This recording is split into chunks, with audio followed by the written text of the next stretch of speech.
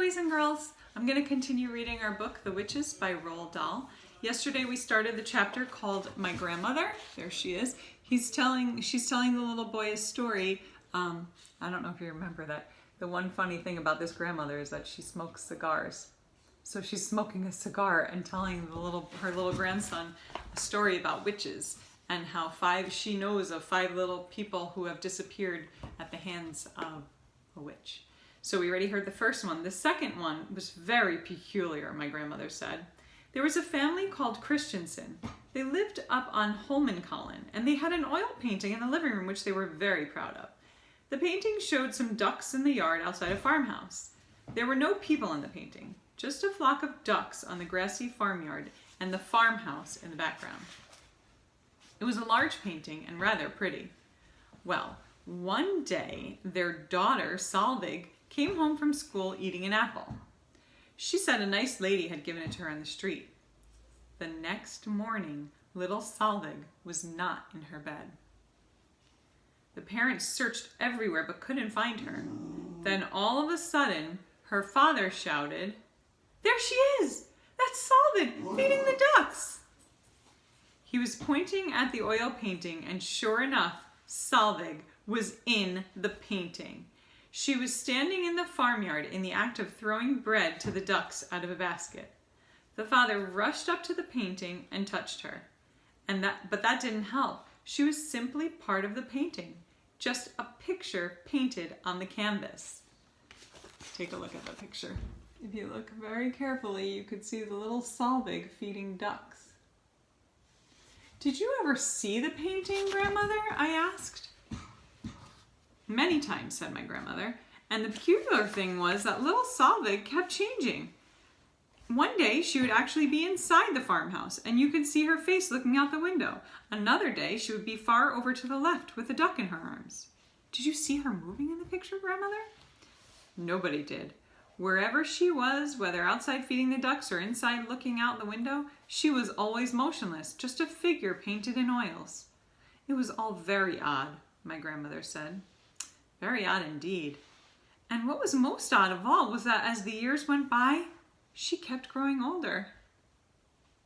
In 10 years, the small girl had become a young woman. In 30 years, she was middle-aged. Then all at once, 54 years after it all happened, she disappeared from the picture altogether. "You mean she died?" I said. "Who knows," my grandmother said. "Some very mysterious things go on in the world of witches."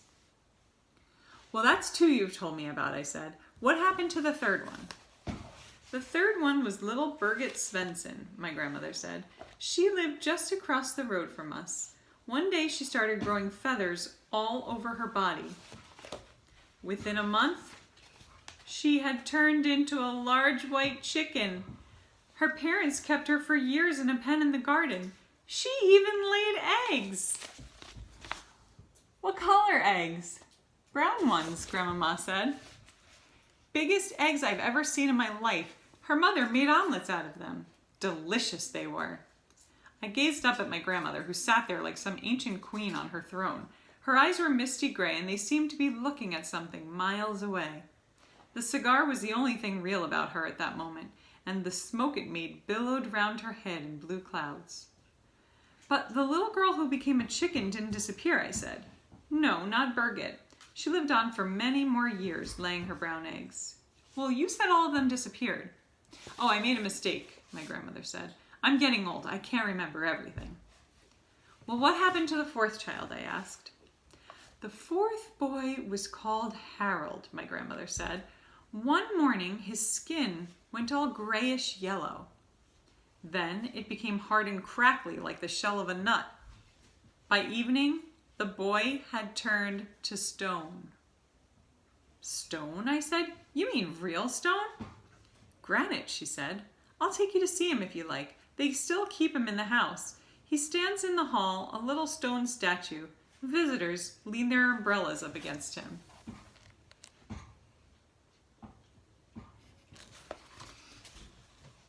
Although I was very young, I was not prepared to believe everything my grandmother told me. And yet she spoke with such conviction, with such utter seriousness, and with never a smile on her face or a twinkle in her eye, that I found myself beginning to wonder. Go on, Grandmama, I said. You told me there were 5 altogether. What happened to the last one?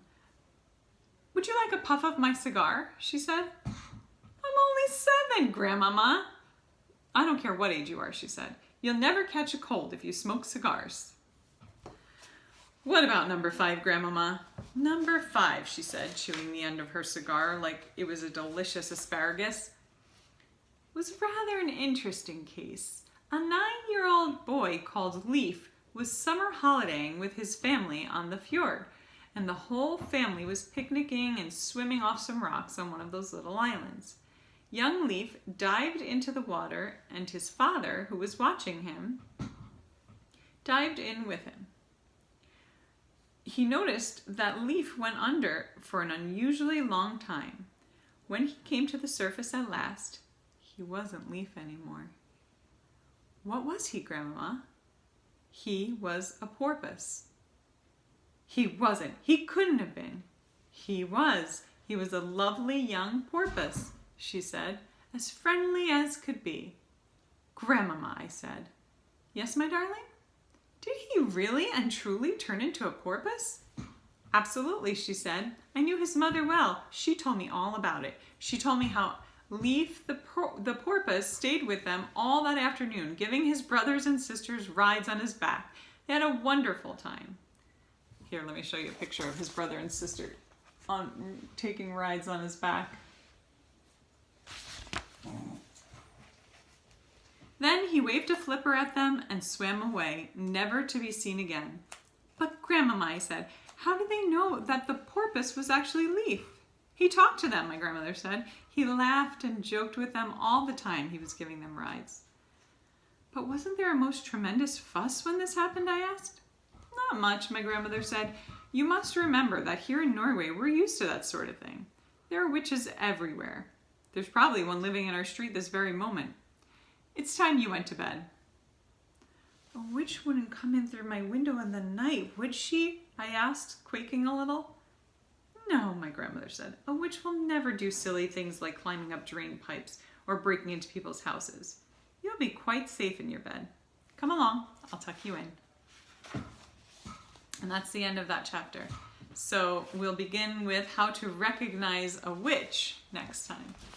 So you see this story about witches.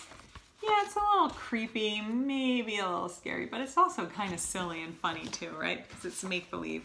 We don't really believe these things happen, but they're kind of a silly story. Anyway, I hope you enjoyed this part of the book, and we'll see you next time. Have a good day.